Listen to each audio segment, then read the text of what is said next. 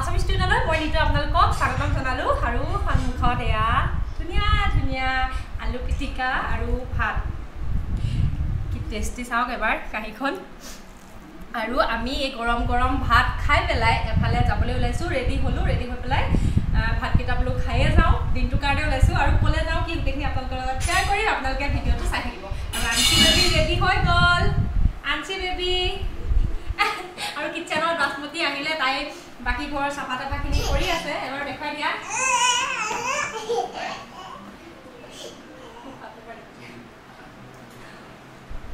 ভাত খাই আহে পটাপট ভাত খাওঁ আৰু ওলাই যাওঁ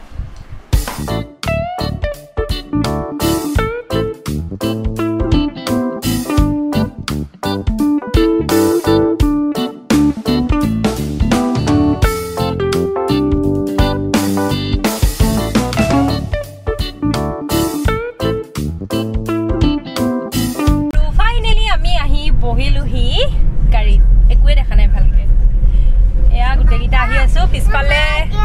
এয়া ডিএনসি আৰু আমি আহি আছো গুৱাহাটীলৈ মানে কিয় আহিলো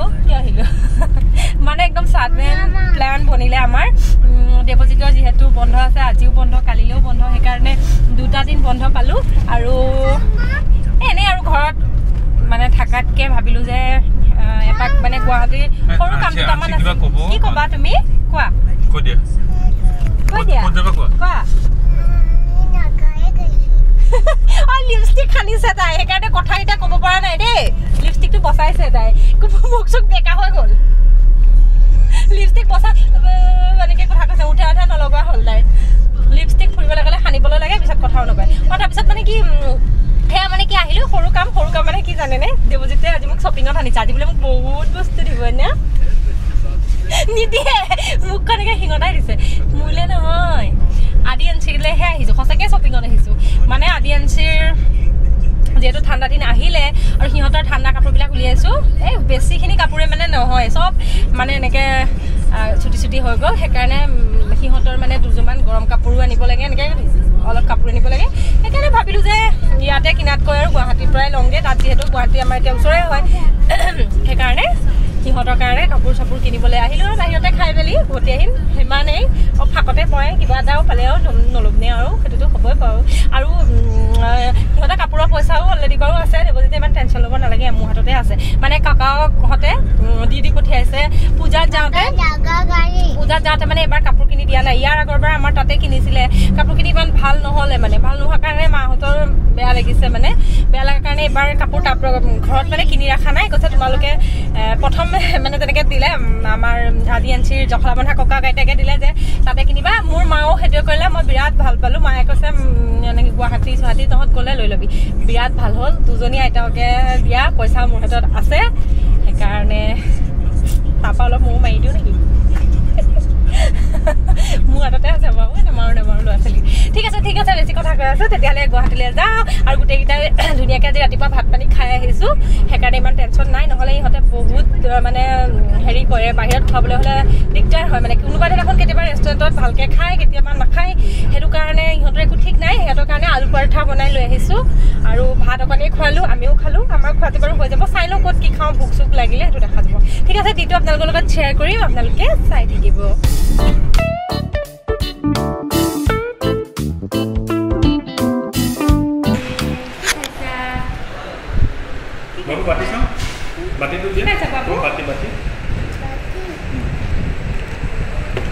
আৰু আমি এতিয়া চাহ খাবলৈ সোমাইছোঁ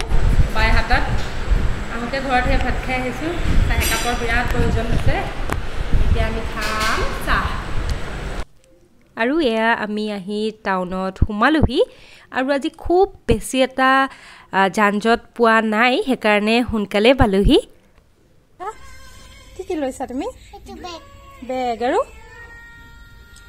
আৰু কি ল'লা কাপোৰ হ'বনে আৰু নালাগে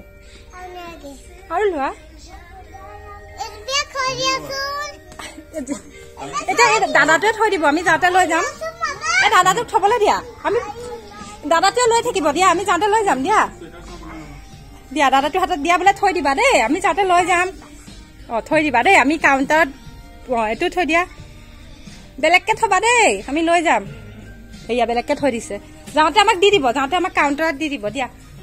হেয়া একেলগে বিল দিওঁতে আমাক চব দিব মোজাও লৈছে আমি পইচা দি পেলাই লৈ যাম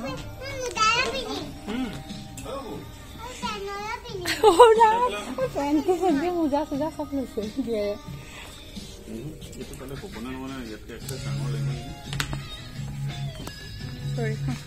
হেৰি বলা হেৰি তোমাৰ চব লৈছে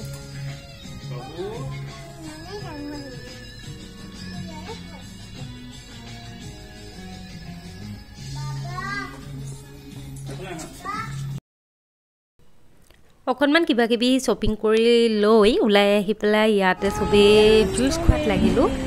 কাৰণ পিয়াহত কণ্ঠ শুকাই গৈছে গোটেইকেইটাৰে সেইকাৰণে ভাবিলোঁ অকণমান জুইচেই খাই লোৱা যাওক ফাৰ্ষ্টতে তাৰপিছত আকৌ শ্বপিং কৰিম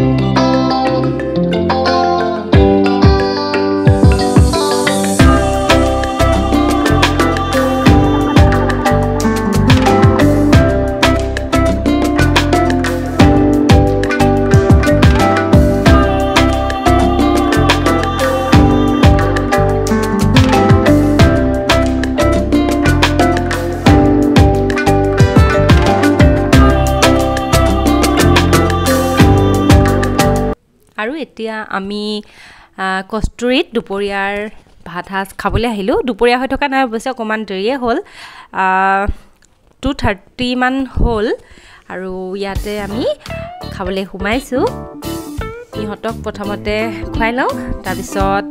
আমি খাম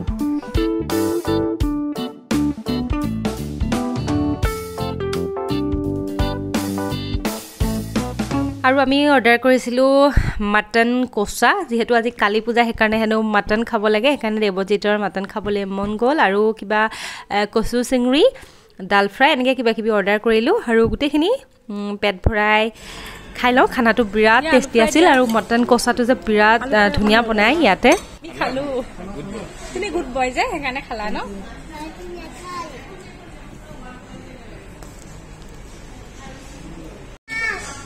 Wow.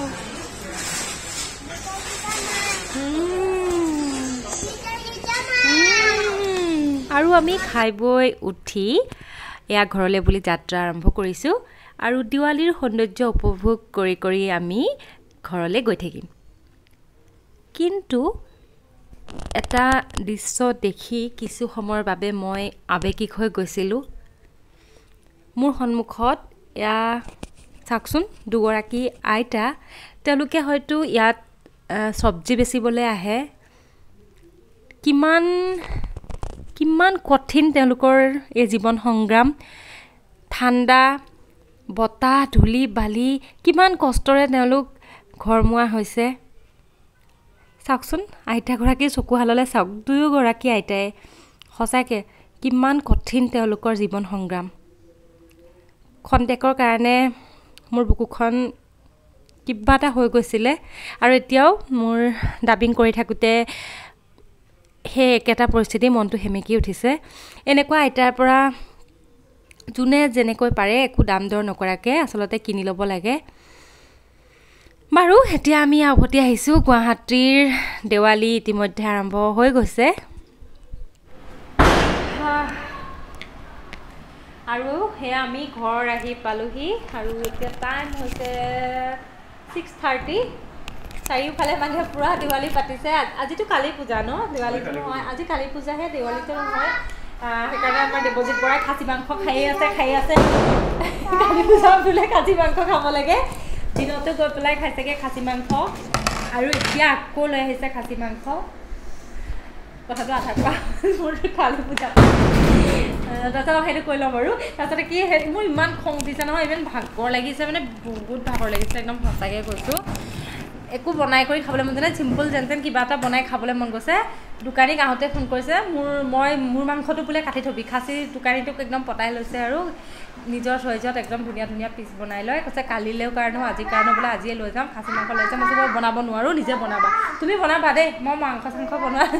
বনাবা নহয় ক'ত গ'লা মানুহটো দেখাই নাই ক'ত বনাব মই সঁচাকৈ নোৱাৰোঁ পাই খাবৰো নাই বনাবলৈও নাই বনাই থকা খাই থকা মোৰ এতিয়া কিবা মানে ভাগৰ বহুত লাগিছে সেয়াই গোটাই দি পঠিয়াইছে অঁ তাৰপিছতে সেয়া আৰু খাচী মাংস খাব দেৱজিৎ বৰাই আৰু আঞ্চি বেবী মোৰ বেগটো খুচৰি উলিয়াই আছা একদম ভাগৰ লাগি গৈছেগৈ ন বেবী আজি ভাগৰ লাগিছে ঠিকে আছে তেতিয়াহ'লে ৰাইজে পূৰা একদম ধামাকা কৰি পূৰা এনজয় কৰি আছে পূজা আৰু ফুৰি চাকি আহিলোঁ আদিয়াঞ্চিৰ উইণ্টাৰৰ শ্বপিং কৰিলোঁ উইণ্টাৰত পিন্ধিবৰ কাৰণে ন ঠাণ্ডা লাগিব নহয় নহ'লে ন আৰু বেগ এটা ফ্ৰী পাইছোঁ দেই 2টা বেগ ফ্ৰী পালোঁ মামা আমি অফাৰত বস্তু পাই থাকোঁ ন আজিকালি শ্বপিং কৰিলে সেইখন কেৰাহী আহি সেইটো ডাইনিঙত আছে তাতে চব ভৰাই লৈ আহিছোঁ ৱাইল্ডক্ৰাফ্টৰ বেগ এইটো এটা আৰু মোৰ এনেকৈ বেকপেক এটাও পালোঁ আৰু এইটো পালোঁ বেকপেকটো বিৰাট ধুনীয়া একদম ভাল লাগিছে সেইকাৰণে 2টা বেগ ফ্ৰী এইটো বহুত ডাঙৰ হয় এইটো ডাফল বেগ হয় এনেকুৱা থাকিলে ভাল আৰু কিবা কিবি ভৰাই লৈ যাবলৈ আজি গোটেই বস্তুবিলাক তাতে ভৰাই লৈ আহিছোঁ ঠিকে আছে তেতিয়াহ'লে আজি ব্লগটো ইমানতে সামৰি দিওঁ আপোনালোকক পুনৰ এটা নতুন ব্লগত লগ পাম আজিলৈ বিৰাট ভাগৰ লাগিছে দেৱজিতে মাংস বনাব আৰু মোক খুৱাব যোনে নতুনকৈ চাইছে চেনেলটো ছাবস্ক্ৰাইব কৰি ল'ব আৰু লাইক শ্বেয়াৰ আৰু তলত কমেণ্ট কৰিব